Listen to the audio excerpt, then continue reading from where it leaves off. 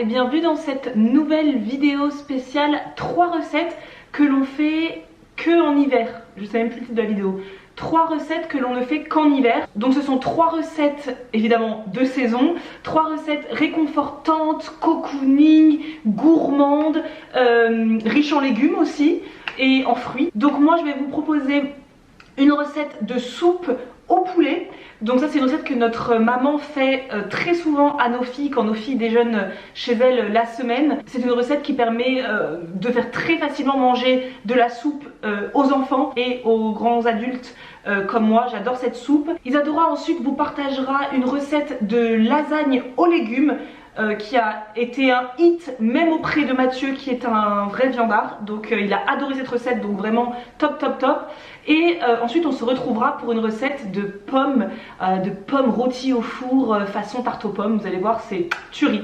Donc on va commencer sans plus tarder, comme ça aujourd'hui je fais pas de blabla. On va commencer donc par une recette de velouté au poulet. Donc vous allez voir, c'est tout simple. L'idée de base c'est de faire de toute manière une soupe. Donc vous faites la soupe que vous voulez. Là moi je vais vous faire une proposition, mais vous pouvez faire avec n'importe quelle soupe, puisque le but c'est juste de faire cuire des légumes pour en faire une soupe. Et vous faites cuire des légumes en mettant une escalope de poulet dans la marmite en fait. Mais vous allez voir, c'est vraiment très simple. Donc moi je vais faire un velouté avec ce que j'ai à la maison. Donc 2 carottes, une patate douce, un oignon rouge. Donc je vais tout mettre là, hop, un poireau également. Je vais mettre en épices du curry parce que moi les soupes, j'adore les soupes avec du curry. Et comme Samuel maintenant il a sorti aussi des épices simples, bah je trouve ça top parce qu'il me manquait du curry à la maison, donc nickel. Et normalement je devrais mettre 2 gousses d'ail à peu près dans la soupe, mais j'ai la flemme, donc je vais utiliser aussi l'ail semoule d'Acassan, pareil. Il faudra évidemment un bouillon de légumes également et de l'eau. Donc dans ma cocotte je vais commencer par mettre de l'huile d'olive. J'en mets environ 2 cuillères à soupe.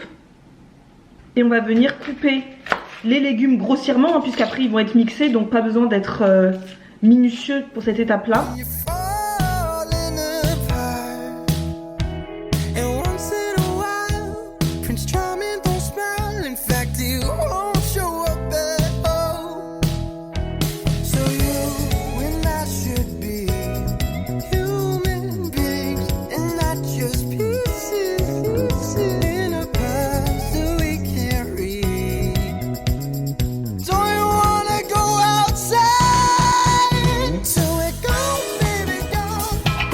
On va faire revenir à feu moyen les légumes environ 5 minutes. Au bout de 5 minutes, je vais venir ajouter l'ail semoule. Vous pouvez mettre de l'ail frais. Et une cuillère à café de curry en poudre. Là encore, vous mettez les épices de votre choix. Moi, j'adore les veloutés au curry. Et ensuite, je vais ajouter le bouillon de légumes. Et je vais venir recouvrir d'eau. Donc il faut que les légumes soient recouverts d'eau totalement. Je vous conseille même de rajouter une phalange au dessus, puisqu'on va rajouter dedans du féculent. Donc on va rajouter du riz nous. Donc pour pas que la soupe soit trop épaisse, c'est bien de la mettre un peu plus que la hauteur des légumes. Et là on va venir ajouter dans la cocotte notre escalope de poulet. Vous mettez selon votre nombre que vous êtes dans la famille, hein. Moi j'en ai mis une grosse parce que c'est pour Gemma et moi, mais pour mettre plusieurs. Et ensuite on va laisser cuire la soupe et le poulet pendant environ 20 minutes à couvert. Alors au bout de 20 minutes je vais venir retirer le poulet. Voilà. Et je laisse cuire la soupe encore 10 minutes supplémentaires jusqu'à ce que les carottes et les patates douces soient bien cuites, bien tendres quand je plante un couteau dedans. Donc pendant que la soupe continue de cuire, moi je vais effilocher en fait le poulet.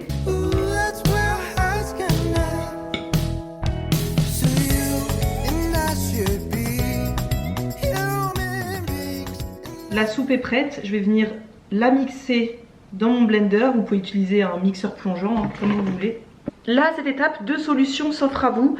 Soit vous faites un velouté épais et par-dessus vous rajoutez, comme moi je vais faire, vous rajoutez du riz déjà cuit. Parce que moi j'avais déjà du riz, vous savez, moi je suis une fan de riz. Donc du riz, il y en a toujours de près dans mon frigo.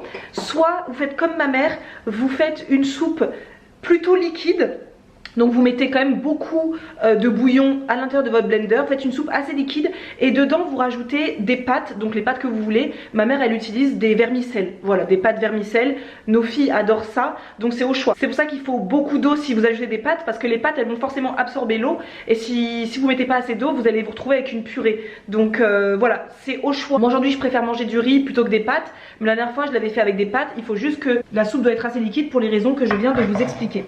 Donc moi je vais faire pas trop liquide mais pas trop épais non plus. Voilà.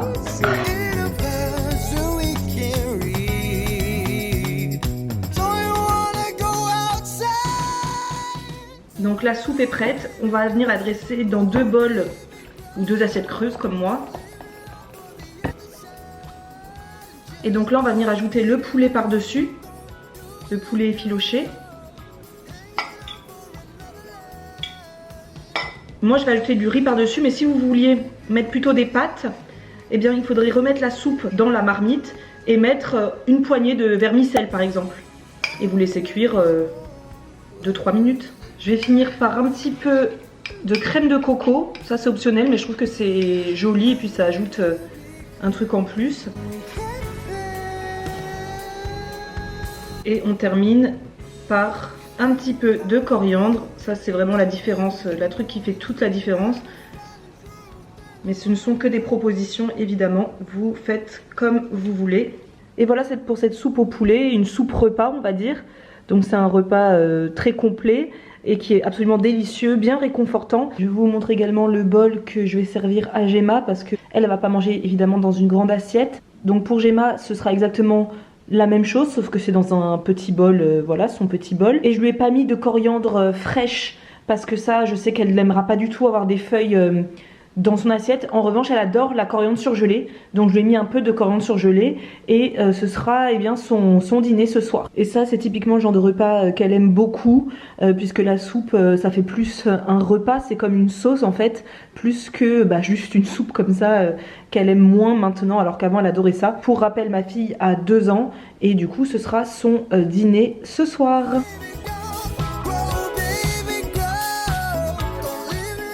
Alors un plat que je ne fais qu'en hiver, ce sont bien les lasagnes. C'est un truc que je ne fais, on va dire, que 2 fois par an. Et c'est en hiver parce que c'est un repas qui est réconfortant, cocooning, que j'aime prendre du temps à préparer, à manger. Là on est dimanche. Mathieu et notre fille sont partis se promener et donc je vais en profiter pour préparer ça pour quand ils rentrent on puisse manger un bon petit repas cocooning à souhait comme on aime. Donc là je préparais des lasagnes d'hiver. C'est une recette que m'a proposée ma grande sœur Karine il y a des années, que j'aime faire de temps en temps, notamment l'hiver. Donc c'est des lasagnes végétariennes avec des légumes d'hiver, carottes, poireaux, champignons, oignons. Et voilà, donc on s'y met tout de suite parce que le temps file et dans 1 heure il faut manger. Alors je vais commencer par préparer tout ça. On va émincer les poireaux, donc j'ai 2 poireaux et 2 carottes. Et moi je fais tout comme d'habitude hein, dans le mixeur. Vous pouvez les couper en rondelles, en bâtonnets, comme vous voulez. Moi je fais tout en menus morceaux.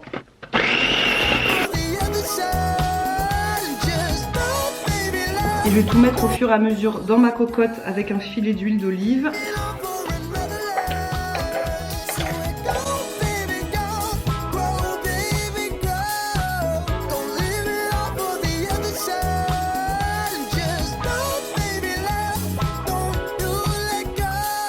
J'ajoute les dernières carottes coupées en petits morceaux.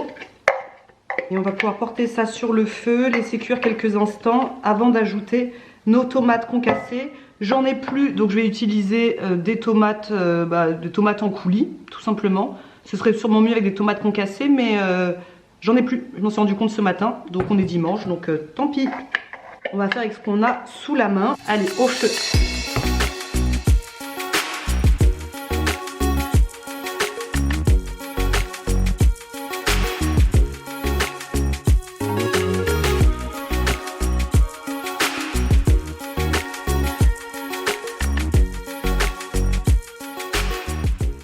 Pendant que les carottes et les poireaux sont en train de cuire tranquillement. Je vais les laisser cuire comme ça à peu près 10 petites minutes.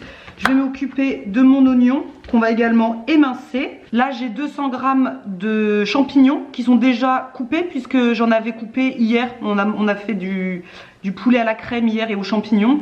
Et j'ai profité pour couper tous les champignons. Donc ça c'est déjà fait. Il n'y a plus qu'à faire l'oignon. Et le plus gros est fait. Dans la recette de ma soeur, il n'y a pas de romarin. Mais moi j'en ai dans le jardin. Donc ce serait dommage de ne pas en mettre. Et en plus il est délicieux. Je le fais sécher dans ma cuisine, il est suspendu et je l'aime trop. Ou des herbes de Provence, enfin ce que vous voulez. Dans la recette c'est que sel, poivre, mais moi j'aime bien rajouter un peu plus pour avoir plus de goût. Dans une poêle à côté, je vais mettre mes oignons et mes champignons. J'ai mis un peu d'huile chaude et mes petits champignons. Et on va laisser cuire tout ça jusqu'à ce qu'il n'y ait plus d'eau. La sauce tomate avec les poireaux et les carottes, c'est prêt. On n'attend plus que les champignons et on finira par préparer notre fameuse béchamel. Dans mes champignons, je vais mettre un petit peu de sel, un petit peu de poivre et 3 cuillères à soupe de crème. Une délicieuse crème que j'ai achetée au magasin de producteurs. Elle est incroyable, elle est délicieuse. Donc 3 cuillères à soupe. Donc là, j'ai mis à peu près pour les poireaux, je dirais 10-15 minutes de cuisson, mais pas beaucoup plus. Et pour les champignons et oignons, je dirais 10 minutes aussi. Le temps que ça réduise. Mais comme les lasagnes cuisent après 30 minutes au four, il n'y a pas besoin de trop surcuire. C'est parfait, nos légumes, c'est prêt. Je vais éteindre et je vais passer directement à la béchamel. J'adore faire ma béchamel. Où est ma casserole? Elle est là-bas. Donc pour le coup la béchamel c'est sur feu doux. Alors pour la béchamel on va avoir besoin de maïzena 40 g, 400 ml de lait, donc là ce sera du lait de soja, du sel, du poivre et de la muscade. Et en fait je m'embête pas puisque nous avons notre recette qui est écrite directement dans notre carnet de recettes qui est juste merveilleux. Regardez-moi ça. Une beauté. Et moi je l'ai mis sur un support comme ça que Mathieu m'a offert à Noël. Je l'aime trop et c'est hyper pratique pour moi pour mettre mon cahier de recettes et avoir les recettes incontournables directement à portée de main. Donc là on a la béchamel express. C'était évident qu'on le mettrait dans ce cahier de recettes parce que ce sont des recettes qu'on fait tout le temps et je pense que vous aussi. Et bien évidemment j'ai déjà rempli avec des petits déjeuners, les petits plats, etc. etc. Donc il y a des recettes bien sûr qui sont déjà notées, mais après vous avez de la place pour écrire près de 90 recettes, hein. Donc il y a de quoi. Et moi j'ai déjà bien sûr commencé à le remplir. Donc voilà, ils sont encore dispo, hein. Vous pouvez vous en procurer un sur notre site. Et vraiment moi ça me change la vie. Tout est en face de moi dans la cuisine. C'est super pratique.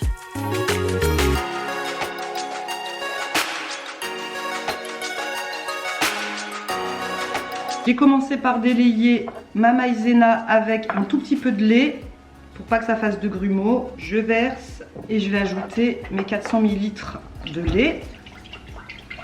Pile poil, c'est tout ce qui me restait. Il reste vraiment un tout petit fond, j'ai de la chance. Et on met sur feu doux et on fouette.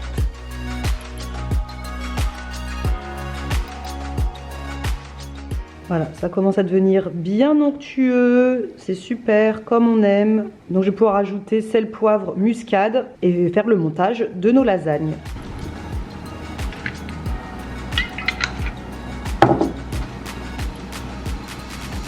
Alors pour les lasagnes, j'utilise ces plaques là comme ça de lasagne que j'achète sur la fourche. C'est à la farine complète, c'est pour ça que vous allez voir, elles sont très foncées. Donc on va commencer par mettre des plaques au fond.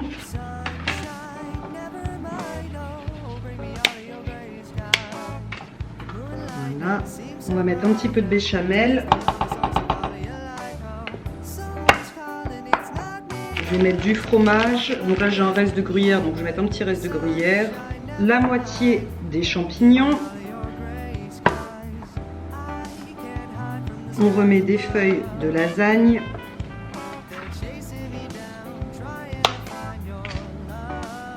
Et notre mélange de poireaux.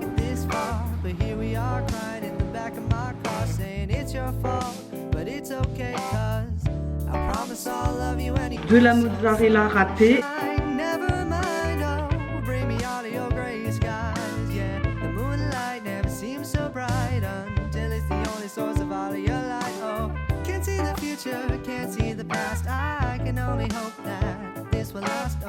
Sunshine, never mind. Bring me all of your gray skies. Love has new faces, but it's still the same. You may be the one, but it could be a game. It took me too long to realize. Ces lasagnes ont l'air merveilleuses. Allez, on va enfourner. Mon four est préchauffé à 180 degrés.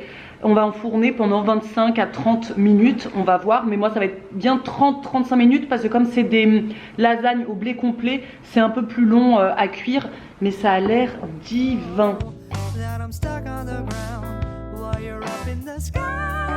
Et voilà mes lasagnes qui sortent du four, je les ai laissées moi 40 minutes.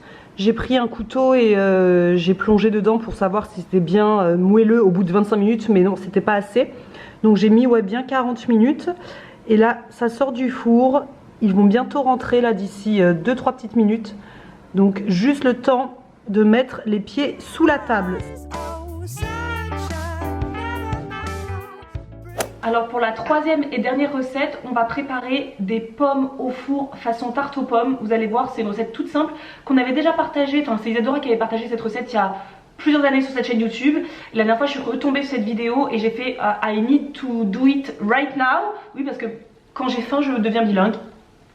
Écoutez, c'est comme ça. J'ai fait cette recette récemment d'ailleurs pour Gemma et moi un soir de semaine en dessert en fait.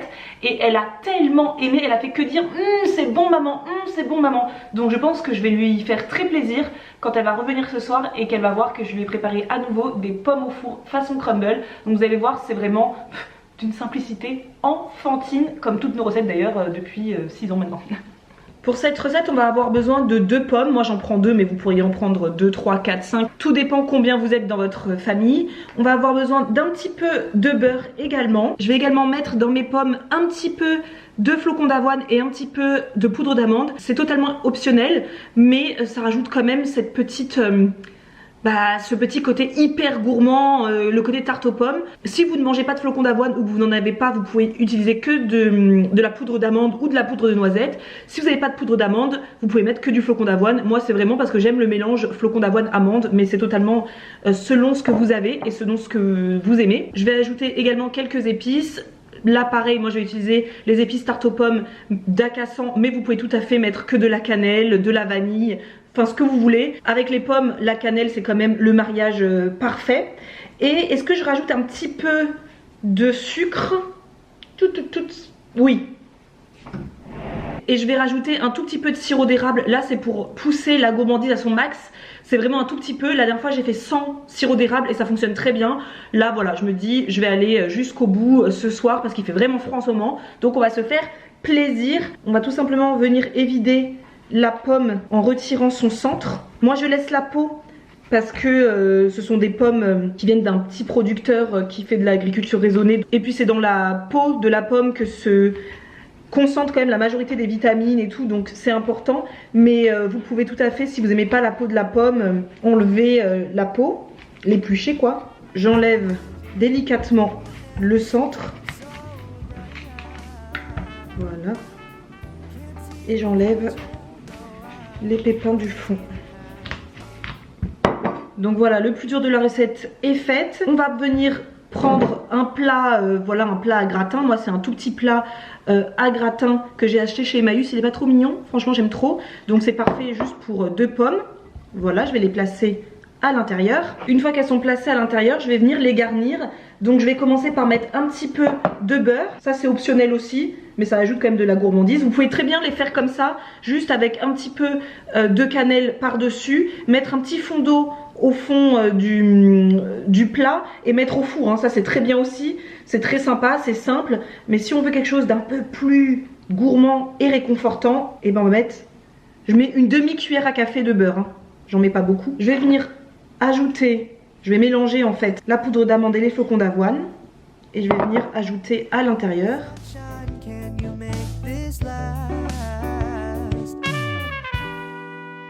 J'ai réussi à mettre dedans environ 2 cuillères à café de flocons d'avoine et de poudre d'amande. Là je vais mettre des épices. Voilà, un petit peu. Et je vais venir ajouter un tout petit peu de sirop d'érable. Un tout petit peu, voilà. J'ajoute un tout petit peu d'eau au fond. Voilà, du plat. Et on va enfourner environ 25-30 minutes dans un four préchauffé à 180 degrés. Et voilà pour les pommes au four. Donc elles sont toutes chaudes, on va les déguster ce soir. Mais elles sont vraiment meilleures quand elles sortent du four. Faut les laisser refroidir 10 petites minutes et ensuite les déguster. Et c'est absolument délicieux, ça sent super bon déjà dans la maison. Je pense qu'on va se régaler. Donc voilà pour cette vidéo, on espère que ces 3 idées de recettes vous ont plu, des idées de recettes d'hiver. Est-ce que vous avez d'ailleurs des recettes comme ça que vous ne faites qu'en hiver? N'hésitez pas à partager en commentaire vos recettes que vous faites tout le temps en hiver, que vous aimez mais qui sont à la fois réconfortantes, gourmandes, cocooning, réchauffantes, qu'elles soient sucrées ou salées. Mettez-nous ça en commentaire et on sera toujours ravis de vous lire et de nous inspirer de vos recettes aussi. On se dit à très bientôt dans une prochaine vidéo et en attendant, eh bien, à plus! So until then